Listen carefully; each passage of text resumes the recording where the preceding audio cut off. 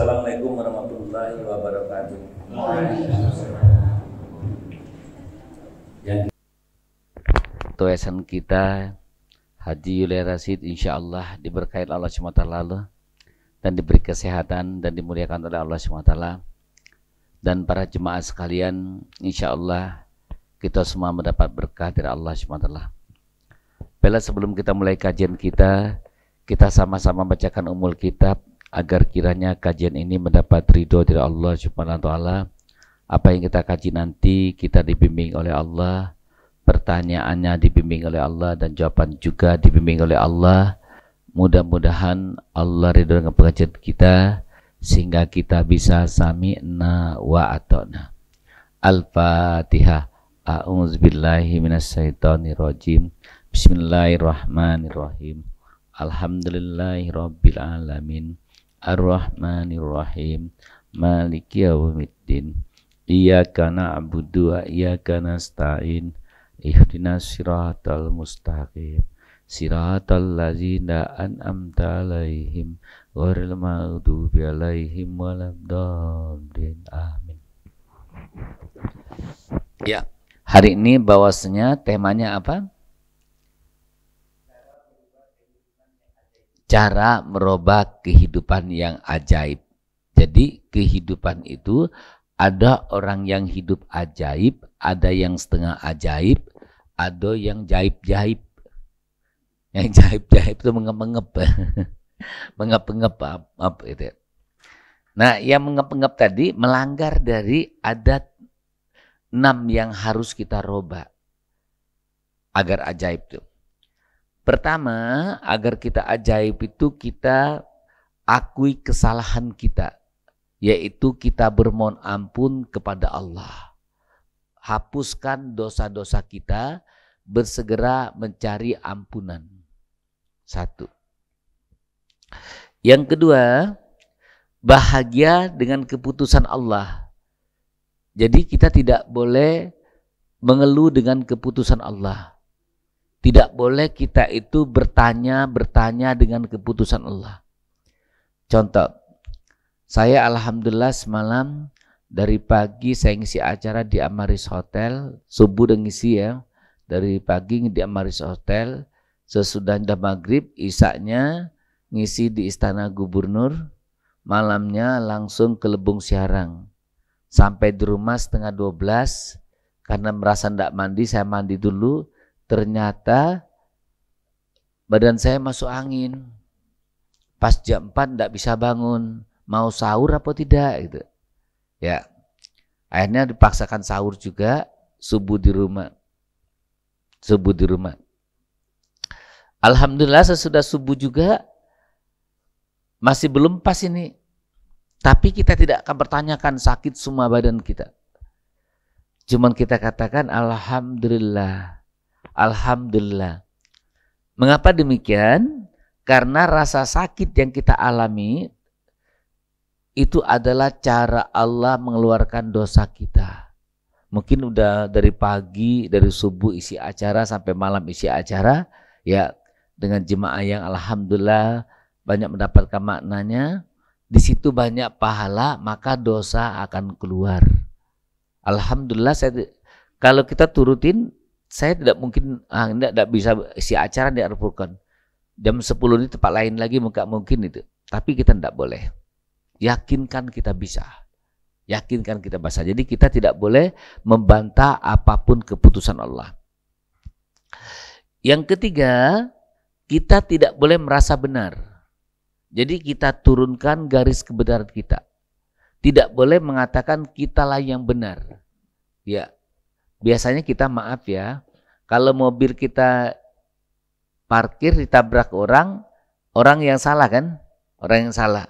Tapi tetap kita yang salah. Kenapa tetap kita yang salah? Karena tidak ada musibah terjadi kecuali atas dosa kamu sendiri. Sebenarnya mobil kita ditabrak waktu diparkir itu dosa kita dikeluarkan tapi ditutupi aib kita. Ditutupin aib kita. Ya, kalau kita nabrak kan kita jadi janggal nih. Ditabrak kan kita di posisi benar. Kita itu dosa kita dikeluarkan tapi ditutupi aibnya kita. Kan hebat Allah. Ya, tapi tanpa kita sadar, ya. Terus lalu agar kita itu ajaib bisa merubah itu, selalu berkata-kata yang baik. Selalu berkata-kata yang baik, ucapan yang baik. Syukuri semua yang ada dengan emosional kita. Yang keempat, jaga hubungan baik kepada orang yang pernah baik dengan kita. Jaga hubungan baik kepada orang yang pernah baik dengan kita. Jadi dengan orang itu kita hanya melihat sisi baiknya saja. Sisi baiknya saja. Jadi kalau kita bertemu dengan seorang, kita ingatkan, kamu pernah bantu aku ini, kamu pernah jajani aku es, kamu pernah aku apa gitu.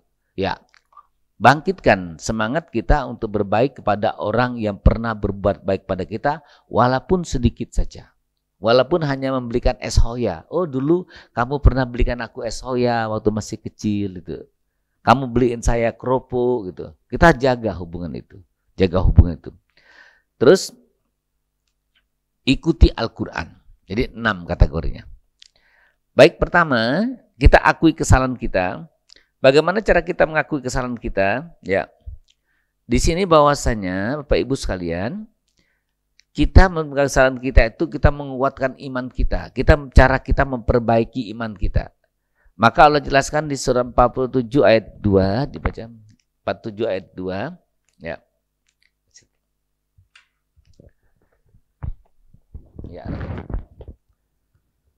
A'udzu billahi minasy syaithanir rajim. Bismillahirrahmanirrahim. Walladzina amanu wa 'amilus solihati wa amanu bima nuzzila ala Muhammadin wa huwal haqqu min rabbihim kaffaru anhum sayyi'atihim wa aslaha balahum. Dan orang-orang yang beriman kepada Allah dan mengerjakan kebajikan serta beriman kepada apa yang diturunkan kepada Muhammad, dan itulah kebenaran dari Tuhan mereka. Allah menghapus kesalahan-kesalahan mereka dan memperbaiki keadaan mereka. Allah jelaskan orang-orang yang beriman. Orang-orang beriman kepada Allah dan mengerjakan kebajikan serta beriman apa yang diturunkan oleh Nabi kita, Nabi Muhammad SAW, dan itulah kebenaran dari Tuhan mereka. Kalau kamu beriman kepada Allah dan beriman apa yang diturunkan oleh Nabi, Allah katakan Allah akan menghapus kesalahan-kesalahan mereka dan memperbaiki keadaannya. Diperbaiki keadaan. Nah, kalau kita lihat di sini bahwasanya keadaan kita itu tergantung kepada amal soleh kita, tergantung juga kepada dosa-dosa kita. Begitu kita minta hapuskan dosa, maka Allah akan memperbaiki kehidupan kita. Coba kita lihat, orang-orang yang banyak dosa, kehidupannya itu gelisah. Orang-orang yang banyak dosa, kehidupan itu selalu merasa kurang. Orang-orang yang banyak dosa, kehidupannya itu lelah. Lelah. Diajak ngaji, Pak kita ada ngaji nih di Al-Furqan pagi-pagi, sibuk. Banyak kerjaan. Pak, nanti hari Kamis ada juga kajian di rumah sakit, sibuk, banyak kerjaan. Lelah kan. Dia dikejar. Ya. Maka kalau orang tidak banyak dosa, maka kehidupannya tertata menjadi 7 dimensi kehidupan tadi. Yang dijelaskan oleh santri kita Tegar, menjadi 7 dimensi kehidupan. Ada spiritualnya, ada emosionalnya, ada sosialnya, ada pendidikannya, ada kesehatannya, ada finansialnya, dan ada juga penampilannya. Jadi kehidupan dibagi 7 dia. Ini enggak, kehidupannya cuma 1, finansial saja. Lelah kan? Lelah. Tapi kalau orang-orang yang kehidupan tertata, maka kehidupannya menjadi 7 dimensi. Spiritualnya pertama, hubung pada Allah. Apalagi emosionalnya, menata kehidupannya itu. Pembicaraannya. Ya. Menjaga juga emosionalnya. Menjaga juga kesabarannya. Sosialnya, dia baik kepada beberapa orang. Dia ada jiwa sosialnya. Ada lagi pendidikannya, dia berusaha untuk belajar. Kadang-kadang orang ya maaf ya, diajak ngaji. Ibu, ayo kita ngaji. Oh lah tamat, masih kecil. Nah lah tamat.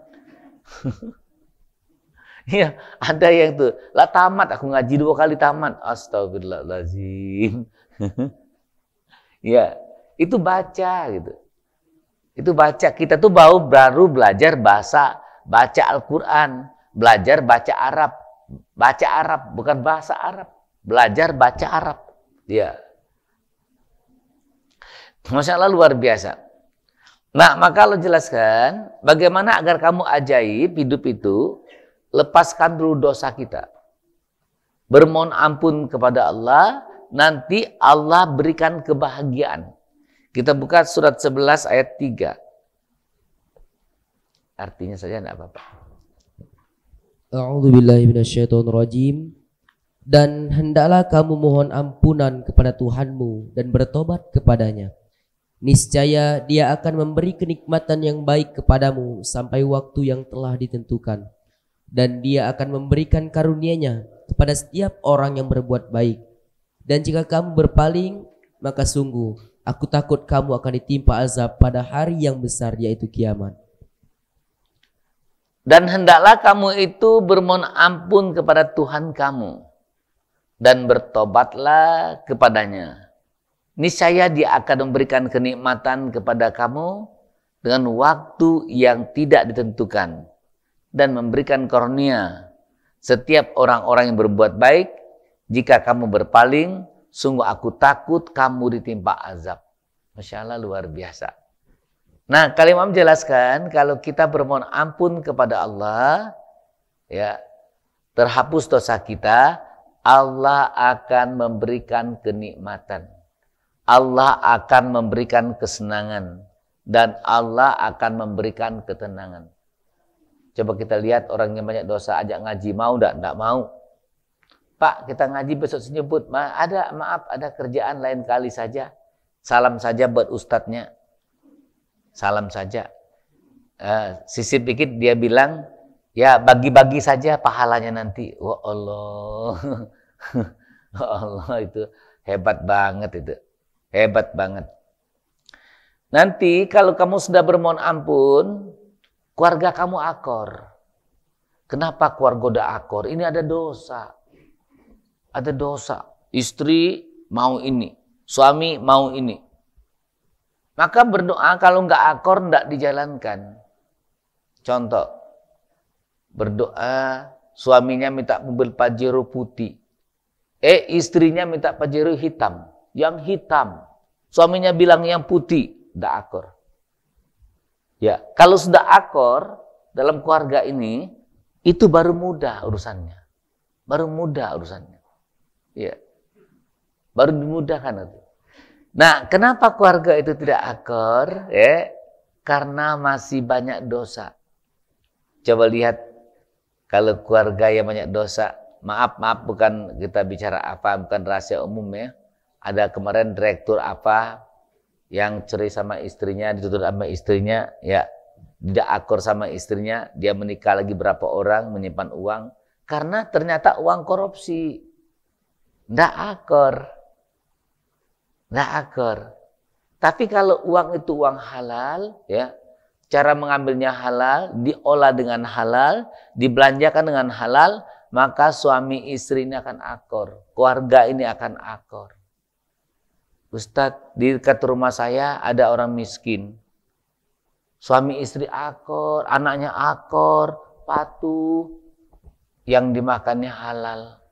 Tapi sebelah rumah saya satu lagi, kaya raya, suami istri tidak akor, dengan bapak tidak akor, dengan anak tidak akor, karena banyak dosa memakan yang haram. Kan ada orang itu tidak begitu dianggap miskin ya, tapi akor banget itu. Karena apa? Keluarganya tidak banyak dosa. Makanannya halal. Nah, maka Bapak Ibu sekalian, Allah jelaskan kalau kita bermohon ampun kepada Allah, Allah akan memberikan kebahagiaan tanpa batas. Allah akan memberikan kebahagiaan tanpa batas, kenikmatan yang tanpa batas. Nah, maka bermohon ampun itu pertama dengan kita mengakui kesalahan kita. Akui dengan kita mengucapkan astagfirullahaladzim. Yang kedua, dengan kata-kata. Ya, Allah mengampuni dosa kita dengan kata-kata kita yang baik, mengajak orang berbuat baik, dan selalu mendoakan orang lain. Selalu mendoakan orang lain. Yang ketiga, dengan perbuatan. Dengan perbuatan. Masya Allah, luar biasa. Nah, kalau kita berani dengan langkah-langkah itu, dengan pengakuan, contoh kisah Nabi Adam ya. Nabi Adam pada saat dia digoda oleh setan, ya, Hawa dan Adam digoda setan, lantas Nabi Adam dan Siti Hawa diturunkan ke bumi. Nabi Adam dan Siti Hawa tidak menyalahkan setan. Tidak menyalahkan setan. Nabi Adam cuma berdoa, Rabbana zalamna anfusana wa illam taghfir lana wa tarhamna lanakuna minal khosirin. Aku yang salah.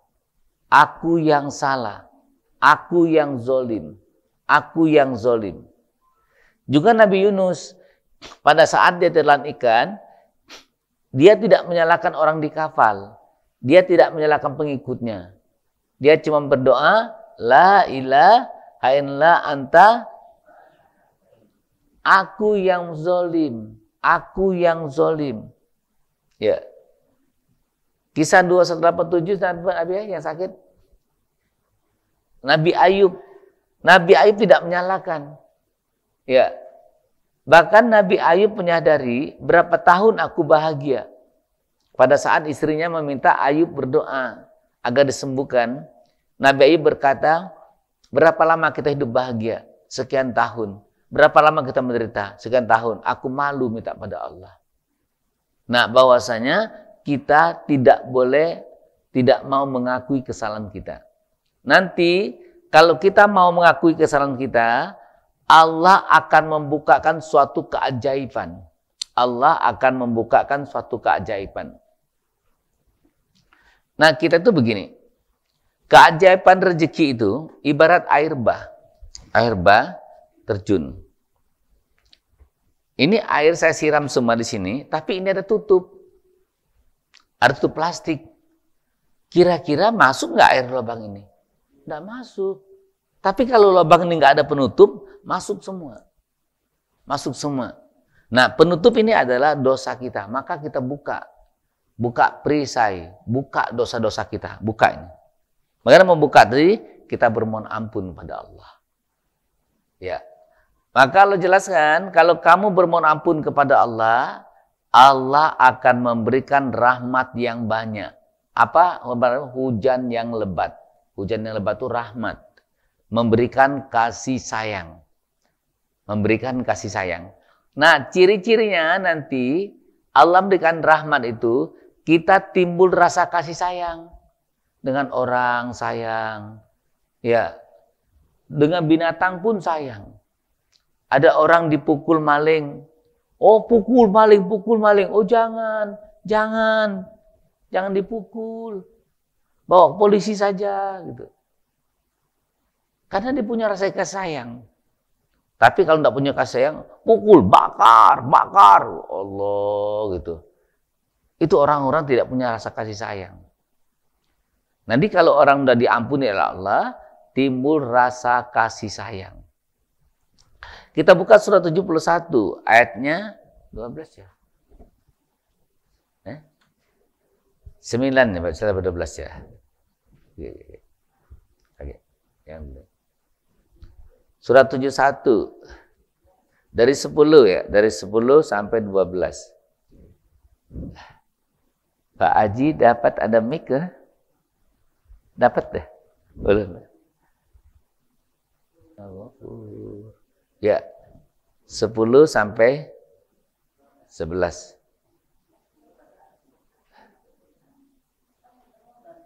Ya sampai 12, 10 sampai 12. Faqat tauhid. Ya, dapat Pak Haji? Ya, silakan coba. Surat 71 ayat 10 sampai 12. Ya.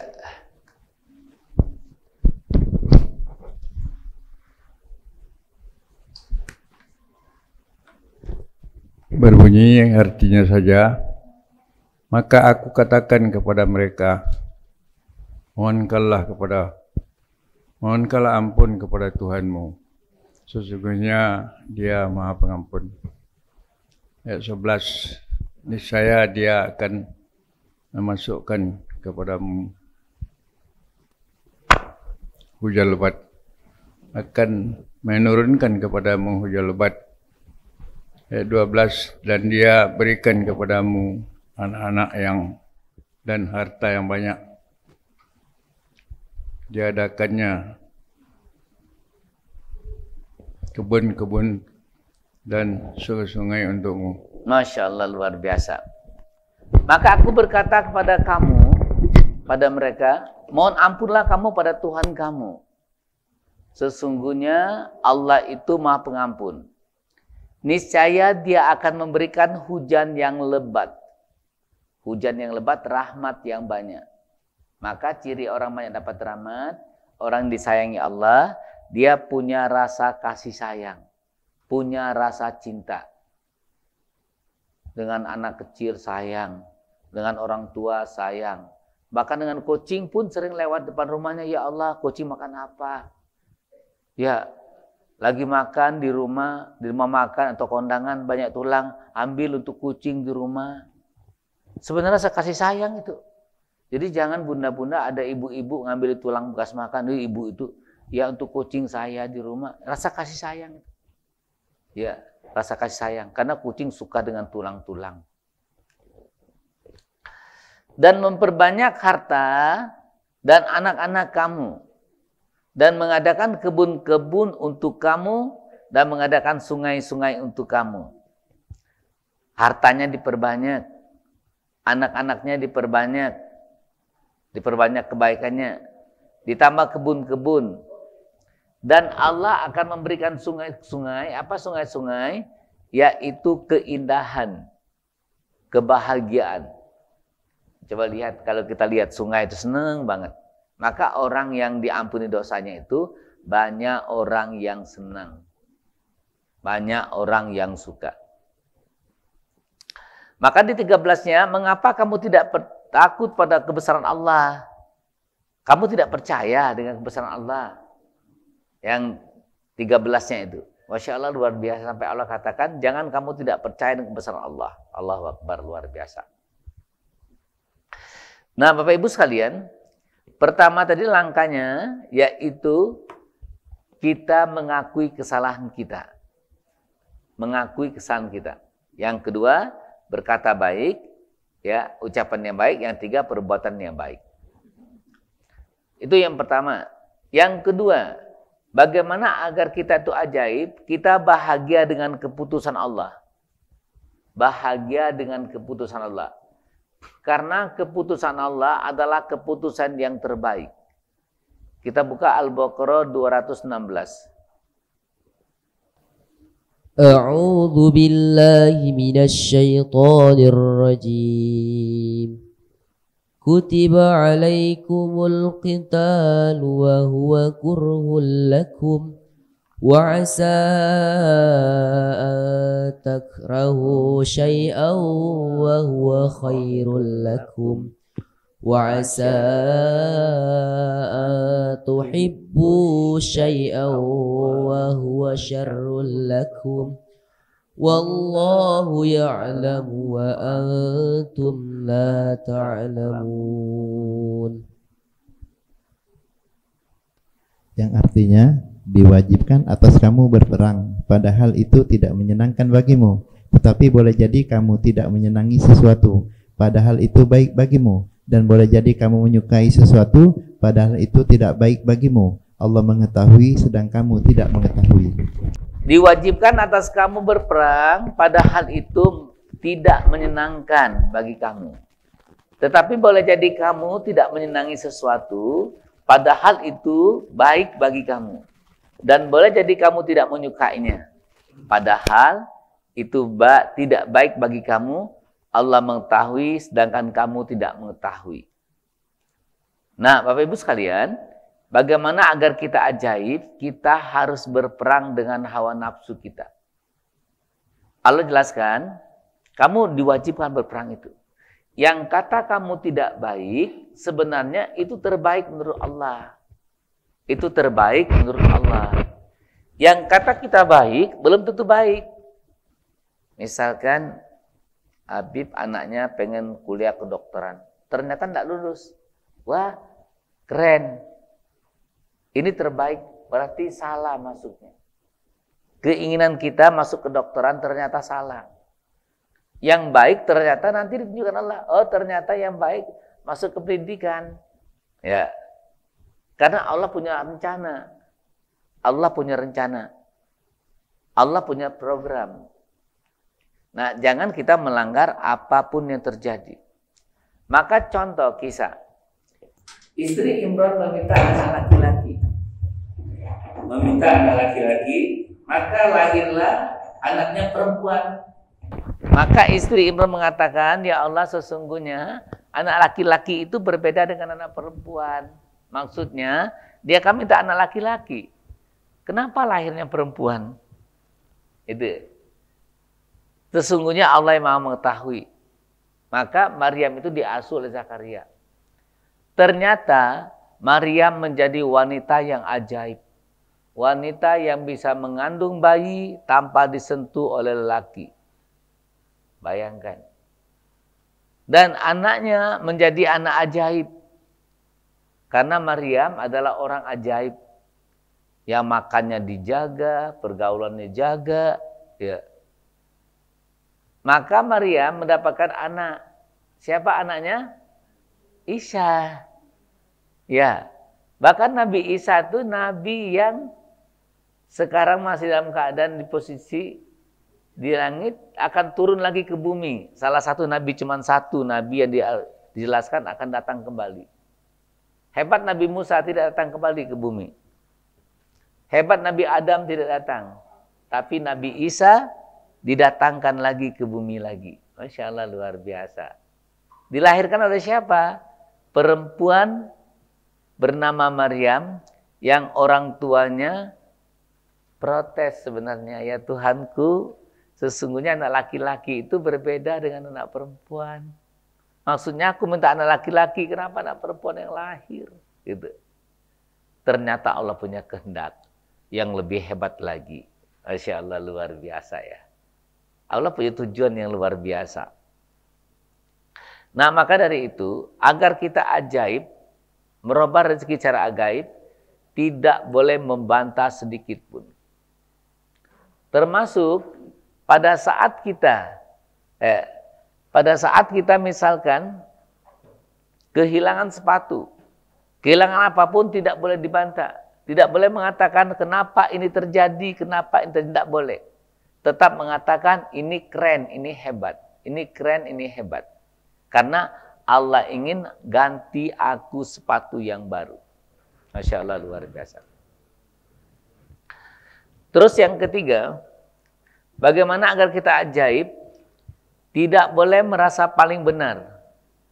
Tidak boleh merasa paling benar. Kita buka surat 18 ayat 103. Surat 18 ayat 103. A'udzubillahi minasyaitonirrajim. Bismillah. Katakanlah Muhammad, apakah perlu kami beritahukan kepadamu tentang orang yang paling rugi perbuatannya?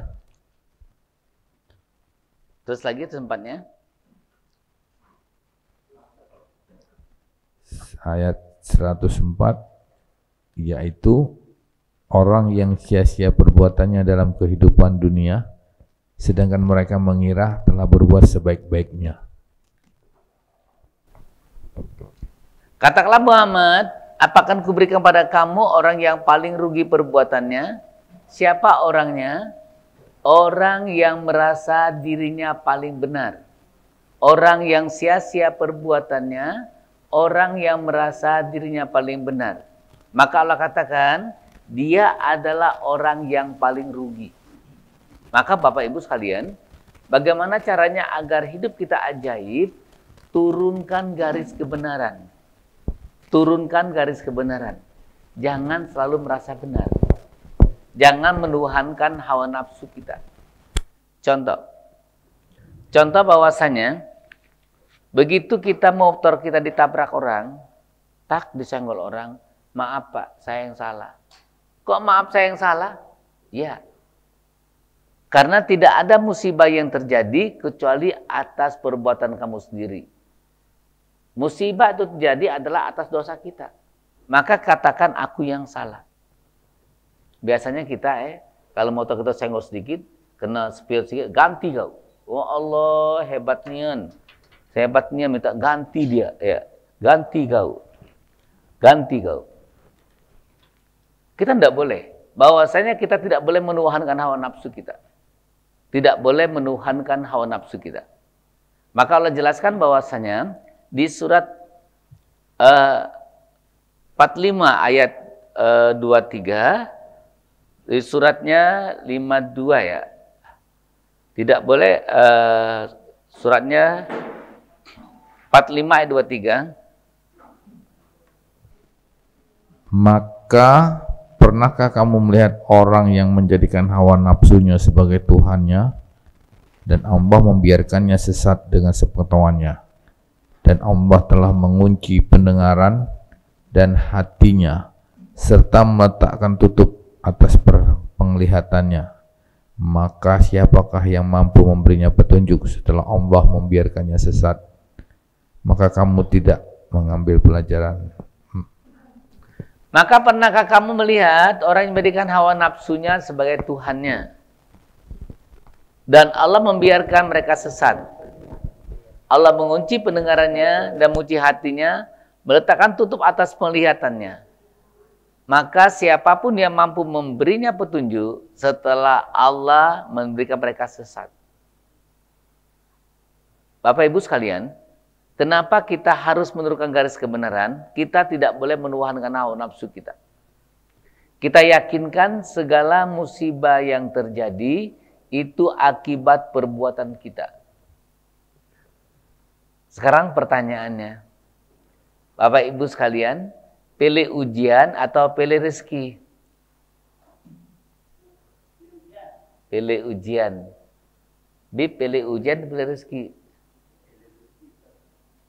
Pilih rezeki. Rezeki tidak akan datang tanpa ujian. Ya.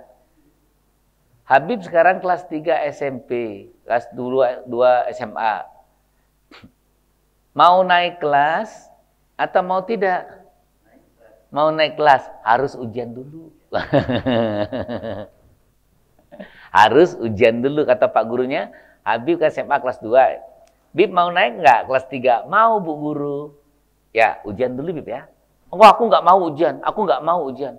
Lulus naik kelas enggak? Enggak. Enggak naik kelas. Nah, jadi Bapak Ibu sekalian, begitu Allah memberi ujian, ya, terima. Terima.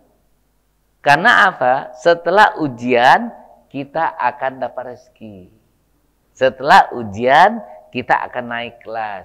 Maka dari itu, apapun musibah itu kita katakan keren, hebat. Habib hilang motor. Ah, keren, motorku hilang. Jadi aku tidak bisa lagi. Oh, bisa, nanti Allah yang ngatur. Biasanya kita, misalkan usaha Habib hilang motor. Nah, motor aku hilang, tidak pacak lagi ngaji Al-Furqan. Tidak pacak lagi kemana-mana. Sudah. Tidak boleh. Tidak boleh gitu. Kita membatasi diri kita dan membatasi programnya Allah. Begitu motor kita hilang, keren. Ini Allah mau ganti yang baru, ganti mobil. Cukup begitu aja. Lantas kita pulang, ya naik gokar, naik ojek, sudah cukup. Dan tidak boleh mengatakan, tidak bisa lagi ngaji, tidak bisa lagi kerja, tidak boleh ke pasar lagi, tidak boleh. Cukup motor diambil oleh Allah. Allah akan ganti motor yang baru, Allah ganti mobil yang baru. Cukup. Ya. Dan juga nanti pada saat Habib hilang motor, tidak boleh menyalahkan orang parkir. Ini gara-gara orang parkir kurang awas. Gara-gara orang parkir kurang apa. Dan juga tidak boleh lagi istri Habib menjelaskan, menjelekan, gara-gara kamu kurang kunci. Enggak usah. Tidak ada gara-gara. Tidak ada gara-gara dirimu aku jadi begini. Tidak ada. Iya, tidak ada itu. Yang ada gara-gara diriku. Di mana dalilnya? Di surah 42 ayat 30. Suratnya 42 ayat 30.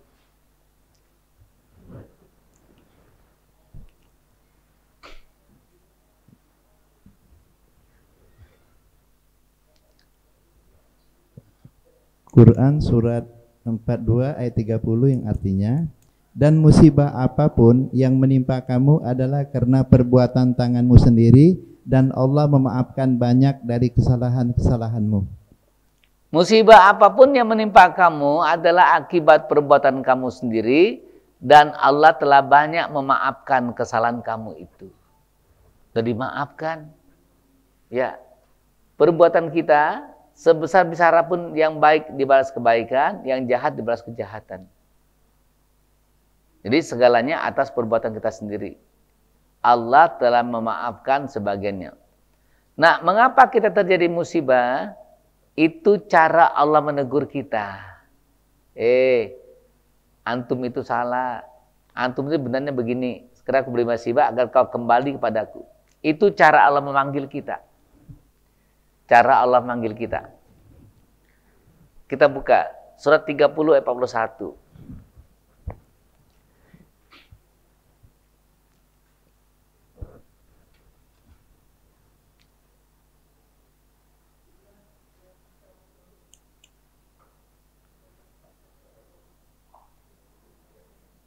Ayat 41. Ya, Pak. Bang bangun. 30:41. Auzubillahi minasyaitonirrajim. Artinya, telah tampak kerusakan di darat dan di laut disebabkan perbuatan tangan manusia. Allah menghendaki agar mereka merasakan sebagian dari akibat perbuatan mereka, agar mereka kembali kepada jalan yang benar. Allah katakan telah tampak kerusakan di muka bumi ini atau pada diri kamu sendiri. Itu akibat perbuatan kamu sendiri.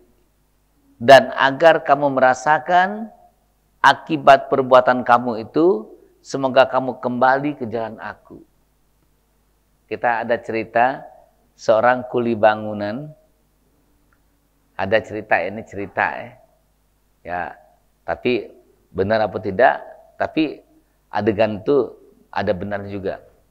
Kuli bangunan bekerja dilempar dengan uang logam.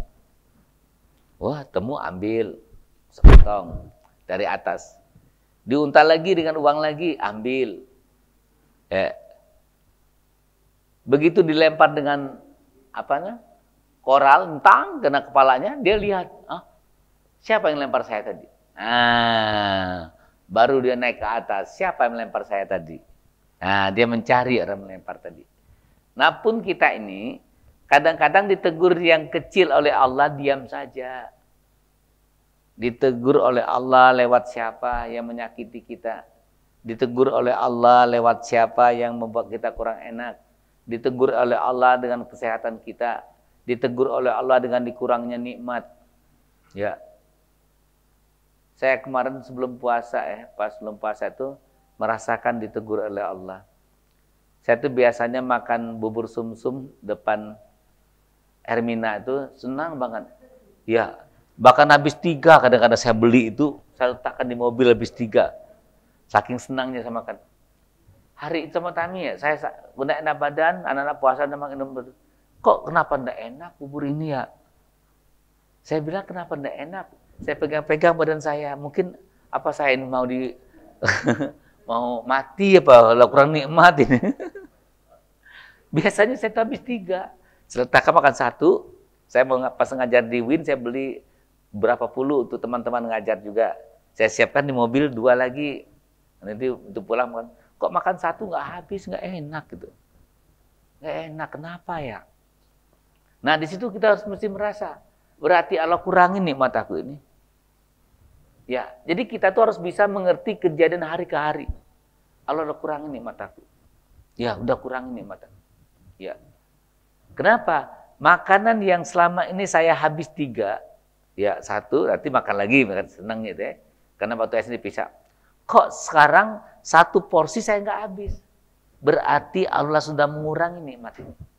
Jadi kita harus paham. Harus paham, bisa membaca diri kita. Membaca diri kita. Membaca apa yang terjadi pada diri kita. Maka kita tuh disuruh ikro, suruh membaca. Bukan membaca saja alif bata saja. Kita membaca yang ada pada diri kita. Membaca pada diri kita. Dulu misalkan Ustadz Habib bermotor sehari-hari tidak apa-apa. Sekarang kalau 2 jam udah lemes. Kita baca, oh aku sudah dikurangi nih. Kita baca. Jangan katakan aku inilah tua. Bukan begitu saja. Kita harus paham. Bisa membaca diri kita. Harus bisa membaca diri kita. Nah sebenarnya pada saat kita nyopir dan nggak sanggup lagi, kita tuh disuruh menyuruh orang lain lagi menyupir. Memproduksi, mengajarin orang juga. Mengalirkan ilmu kita. Kalau kita seperti Pak Haji masih kuat nyopir, tidak ada kerjaan yang sopirnya. Ya nyopir sendiri aja. Ya sehat. Maka dari itu kita harus sadar. Bisa membaca diri kita. Belanja juga ke uang kok. Biasanya selama ini uang cukup terus. Tapi kenapa sekarang nggak kurang-kurang? Kita baca. Ada salah apa saya ini kalau belanja kurang? Ya ada salah apa ini? Biasanya bayar listrik tanggal 1 sudah bayar. Sekarang tanggal 10 pasti ada salah apa kita? Kok ada berubah? Kita harus bisa baca. Ya, tanggal kita bayar listrik pun biasa tanggal 1 kita udah bayar, sekarang tanggal 10 belum ada uangnya, kita harus paham apa yang terjadi pada diri kita. Harus bisa membaca apa yang terjadi pada diri kita. Maka kita turunkan garis kebenaran itu. Kita akui kesalahan kita. Pada saat biasanya setiap hari Minggu ada bisa ikut kajian. Sekarang nggak bisa ikut kajian lagi. Kita baca ini. Ada salah apa saya? Pasti saya ada yang salah. Ada yang salah. Kok saya malas ikut kajian? Ada yang salah. Biasanya saya datang kajian setiap minggu pagi saya kajian datang, bahkan jam 7 datang. Sekarang saya tidak mau datang lagi. Padahal nggak ada kerjaan ini. Kecuali ada kerjaan mepet ya. Mepet ya karena sesuatu bisa tunda. Kerjaan tidak ada tapi kita malas ngaji. Kita tanyakan. Kita edit. Apa yang saya makan, apa yang saya perbuat, apa yang saya lakukan. Ya, mungkin ada yang salah kita makan, mungkin ada yang salah kita berbuat, ada perkataan tidak baik, maka akan terjadi berubah. Akan terjadi perubahan. Nah, perubahan itu akibat perbuatan kamu sendiri. Masya Allah, ini luar biasa. Allah katakan akibat kamu sendiri, bukan akibat orang lain. Nah, Bapak Ibu sekalian, jika manusia itu suka menurunkan garis kebenaran, ya, dia akan ajaib. Sama semalam itu, maaf ya, ini cerita. Jadi pas kami pengajian, saya kan kalau lagi kajian, saya diamkan HP, saya tidak mau. Orang kan kalau sibuk ngobrol. Jadi teman kita ada ustadz juga sibuk main HP, saya bilang, HP itu masuk kantong. Di luar saya bilang, kalau kita lagi ngobrol sama orang, HP-nya di stop dulu, masuk kantong dulu. Nanti buka WA, buka Facebook, buka game. Kita ini lagi bersama orang. Masukkan. Kecuali penting banget. Ya, kalau sekedar malas WA saja, nanti dulu. Ini kadang sibuk. Nah sebenarnya itu orang arogan. Orang arogan. Kalau orang tidak arogan, tidak akan dia menghargai kiri kanannya. Mengapa demikian? Yang menemukannya duduk bersamaan itu adalah Allah. Ternyata pas ngobrol semalam, oh ini asisten satu, ini kabak biro, oh ternyata mereka pejabat semua gitu ya. Ini, oh ya saya bilang teman-teman masukkan HP itu. Jangan sibuk dengan HP. Jangan sibuk dengan HP. Ada juga kadang-kadang ustadz ya, mohon maaf. Dia isi kajian sana, menyala-nyalakan orang. Seharusnya saya bilang ada juga ustadz kita yang curhat. Ustadz saya tadi bertemu dengan wali kota apa, tapi gini aja. Kamu salah, kamu cerita tentang diri kamu terus. Seharusnya kamu tanya. Ya, kamu bertemu dengan gubernur, dengan wali kota, sapa mereka. Ya, sapa mereka. Tanyakan, Pak boleh bertanya tidak? Apa itu Ustadz? Amalannya apa sih? Amalan apa Ustadz? Kok Bapak bisa jadi gubernur? Pasti punya amalan tersendiri nih. Karena derajat seorang itu tergantung amal solehnya. Nah kan dia terpancing. Mau ngobrol sama kita. Apa enggak ada? Dengan orang tua gimana? Oh ya, saya dengan orang tua, ibu saya begini-begini, dia cerita. Nah mungkin ini yang bisa mengangkat Bapak jadi gubernur. Apalagi Pak, boleh saya tahu lagi? Akhirnya dia kan senang. Ya, kadang-kadang Ustadz menganggap awas pejabat itu sementara nanti ditinggalkan semua gini. Repot orang. Baru pertama udah ancam ini. Baru pertama udah ancam ini. Berikan kemesraan pandangan pertama itu. Kata lagu Arabik itu apa? Pandangan pertama akawal aku berjumpa. Jadi gitu. Berikan yang indah. Berikan suatu kenikmatan. Turunkan garis kebenaran kamu, saya bilang. Kalau kita selalu merasa benar, yang benar itu aku yang pakai Al-Quran, itu susah. Berarti kita yang arogan. Kita yang arogan. Ya, kita yang arogan. Masya Allah luar biasa. Kalau kita menurunkan garis kebenaran, semuanya akan mendekat dengan kita. Ibaratnya begini, kalau air kita turunkan, kita membuat lubang, air itu turun semua. Bahkan ikan-ikan turun. Nanti airnya kering, ikannya di lubang ini. Nah, seperti turunkan. Kalau kita di tinggi, airnya tidak naik. Pada saat ini surut, ikannya melompat semua. Jadi buatlah jaringan, kita turunkan garis kebenaran, ikan membuat lubang, airnya datang, nanti ikannya datang. Pada saat kering, ikannya di lubang itu. Masya Allah luar biasa. Ya, itu kita akan ajaib. Kita akan ajaib. Terus agar kita akan ajaib, kita selalu berkata-kata yang baik. Berkata baik karena semua ucapan itu adalah doa. Jangan sekali-kali katakan kami orang susah, kami orang tidak punya, kami orang kecil. Jangan sekali-kali. Ada beras mahal, jangan katakan beras mahal. Bun, beras mahal sekarang naik 18.000. Oh, Masya Allah. Berkah ya, semoga kita tetap bisa beli, layak kita bisa beli, cukup. Tidak usah protes, tidak usah demon, dan tidak usah katakan mahal. Tidak usah katakan mahal. Tidak ada yang mahal di muka bumi ini. Yang penting kita bisa membeli. Percuma beras 2.000 kalau nggak bisa beli. Ya, harga beras 2.000 tapi nggak punya uang. Ya. Harga beras 18.000 kita mampu, ya aman. Yang penting kita bisa beli. Jaga kata-kata kita. Karena ucapan kita adalah doa kita. Begitu kita mengatakan beras mahal, membuat penderitaan diri kita sendiri. Pikiran kita, perasaan kita, prasangka kita, tindakan kita. Semuanya akan jadi semua.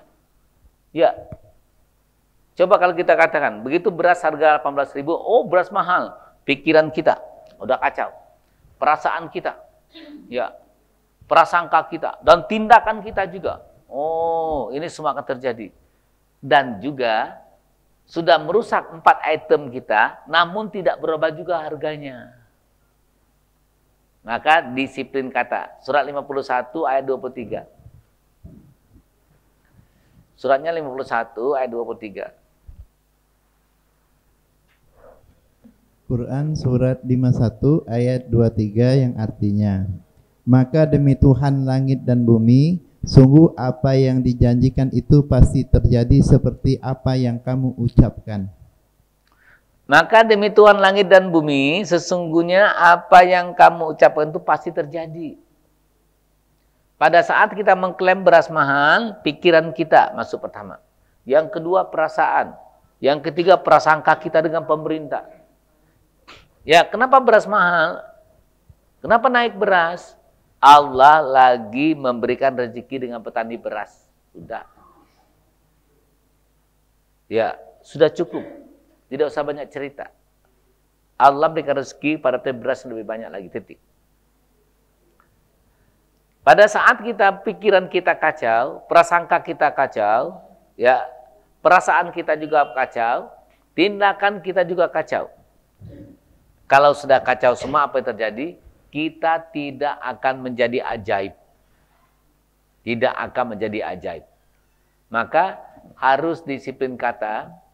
Apa yang kamu ucapkan itu kamu tidak akan bisa mengelak akan terjadi pada kamu. Kalau kita katakan kita orang miskin, akan miskin. Kalau kita katakan tidak mampu, akan tidak mampu. Dan jangan merendahkan diri kita dengan status kita yang ada. Saya kasih contoh, maaf. Anak saya yang nomor 2 berapa tahun yang lalu, 4 tahun yang lalu, terima di Unsri. Ya, terima di Unsri. Wawancara. Nah, kebenaran yang wawancara itu dosen Unsri itu, tahu kita juga sering tausiah ya. Kan data itu saya isi rumah berapa nilainya saya buat 1M. Dia bilang gini, Ustadz, boleh enggak kita robah saja rumah Ustadz kita buat 300 juta. Listriknya kita buat 1.300. Saya bilang jangan Pak. Listrik saya 4.500. Ya, maksudnya buat 1.300, rumah 300 juta, nanti SPP-nya itu kenanya paling 1,5 juta atau berapa gitu ya. Saya bilang jangan. Jangan. Rumah saya nilainya sekian. Listrik saya 4.500. Keadaan saya hidup layak. Saya buat begitu. Udah misal lagi Ustaz, enggak. Pas enter, UKT-nya itu 8 juta. Dianggap mampu. Ya, enggak apa-apa. Enggak bisa dirubah, ini Ustaz sudah masuk. Ya, saya bilang terima kasih. Apa kata yang dosen Unsri tadi? Ustadz, baru kali ini saya wawancara dengan orang seperti ini. Biasanya orang lebih senang diturunkan. Saya boleh tanya enggak Ustadz? Boleh. Kenapa Ustadz enggak mau saya bantu diturunkan? Saya tidak mau menurunkan rahmat dari Allah. Kalau saya mengakui rumah saya 300 juta, rumah saya harga 1M, ya maaf ya, berarti saya itu tidak menghargai alam beri saya. Kalau listrik saya 4.500, saya katakan 1.200, berarti saya tidak menghargai, tidak menghormati, Allah telah memberikan listrik pada saya 4.500. Allahu Akbar katanya. Iya. Karena apa yang saya ucapkan akan terjadi. Nanti akan dirubah oleh Allah rumah saya harga 300 juta. Rugi. Ya, listrik diganti 1.200. Tidak pakai AC lagi. Kuas angin. Oh, gitu. Ngirim pasti mati turun. Ya. Mau, karena kita sudah berkata, kita sudah berucap ikrar. Satu, Pak. Yang kedua, saya tidak boleh bohong, Pak. Saya disalami lama saling gerak di tangan saya. Saya tidak boleh bohong, Pak. Ya. Padahal maaf, Pak, saya belum ada uangnya 8 juta hari itu. Dikasih waktu 3 hari. Dikasih 3 hari. Belum ada uangnya 8 juta itu. Ya. Di dompet saya ada uang 300.000. Dikasih 3 hari. 3 hari, Pak ya. Ya, insya Allah kita berdoa. Ya, baca Al-Fatihah depan dia telah kita baca, semoga permudahkan, lancarkan. Masya Allah luar biasa. Besok pagi ya, jam 10 uangnya ada, store ke bank. Store ke bank uangnya. Allah adakan uang itu. Luar biasa, saya nggak bohong ini. Nggak bohong. Belum ada saya uangnya. Ada ratusan ribu di dompet. Ya. Di rekening juga belum ada uang. Tapi Allah memberikan keajaiban. Ada uangnya. Besok pagi jam 10. Nah, di sini adalah kata doa, jangan kita jatuhkan. Coba lihat orang kalau bayar pajak, usaha mau kecilkan rumahnya. Berapa rumahnya, Bu? Paling 150 juta, padahal 2 M. Agar pajaknya kecil. No, curang banget ini. Curang banget. Nah, kisah lagi. Kisahnya Pak Haji, rumah saya kan dipinjam orang, karena zaman bisnis dulu, pinjam sertifikat saya. Ya saya kasih aja. Seolah-olah saya jual rumah itu. Tapi tanpa perjanjian, karena baik. Nah, saya jual sama Habib, ya, rumah ini, ambil bank, uangnya dapat oleh Habib. Jadi rumah ini datang Habib. Waduh, ternyata Habib ini macet. Macet. Ya, Habib macet. Udah dipanggil bank kita, bla bla bla. Alhamdulillah, datang orang pajak. Nah, ternyata pajak saya ada macet terlambat berapa tahun. Saya bayar pajak. Hari ini saya bayar pajak, 2 bulan ke depan, Habib ini tebusin sertifikat saya itu telepon, Ustadz, kita ke notaris. Surat tanah sudah ada, balik nama Ustadz kembali. Ke sekretariat notaris Leni, kata notaris Leni, udah Ustadz, akte notaris jual beli aja cukup ini. Ustadz lain kali jangan begini, kata Ustadz. Secara hukum ini bukan punya Ustadz lagi. Ya saya enggak apa-apa. Kalau memang harus ditarik, enggak apa-apa. Saya akan ganti rumah baru. Ustadz, ini hukum. Ini hukum. Lain kali ada catatan. Dimanapun tempat Ustadz tetap kalah ini. Tetap kalah.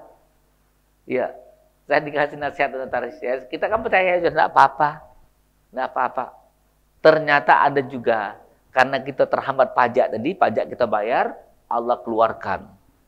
Jadi jangan, gara-gara dia. Sudah, selesaikan dulu urusan kita. Ternyata ada pajak saya 11 juta, saya bayar. Saya bayar.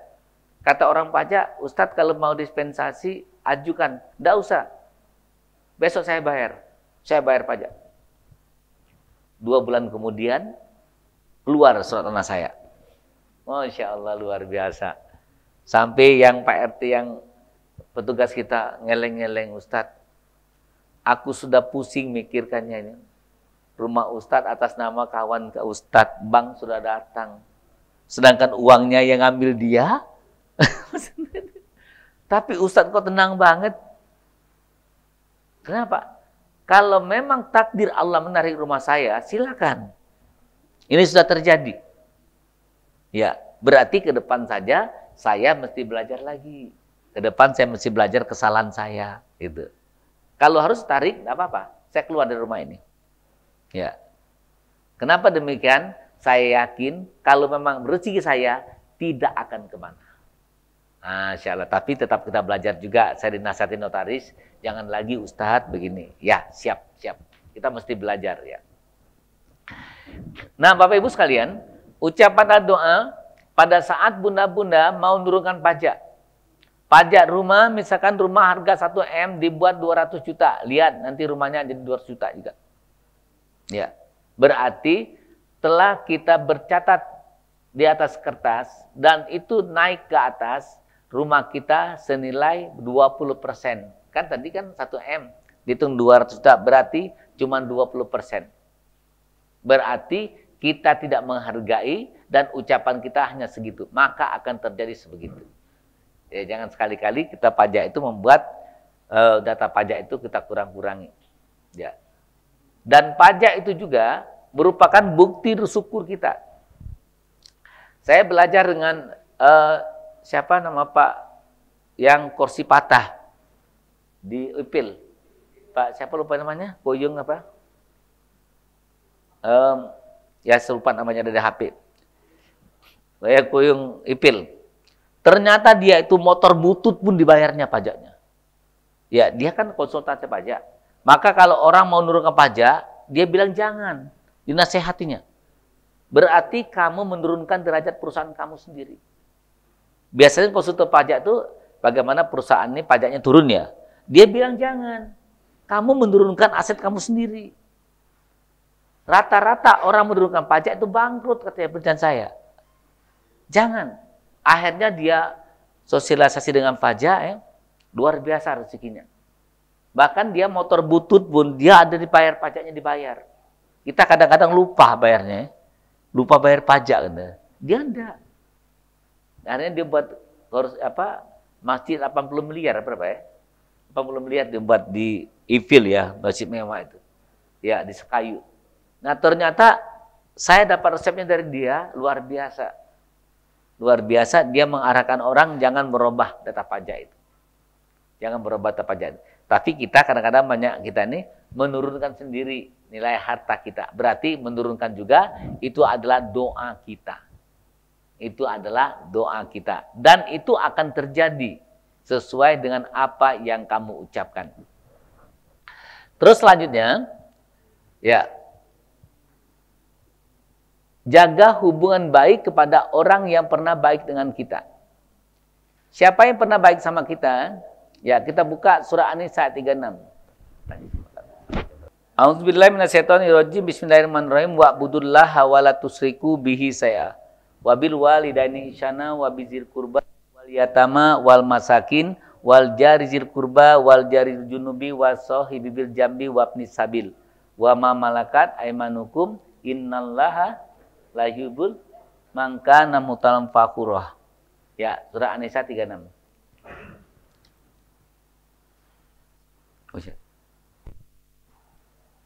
Yang artinya, dan sembahlah Allah dan janganlah kamu mempersekutukannya dengan sesuatu apapun, dan berbuat baiklah kepada kedua orang tua, karib kerabat, anak-anak yatim, orang-orang miskin, tetangga dekat dan tetangga jauh, teman sejawat, ibnu sabil, dan hamba sahaya yang kamu miliki.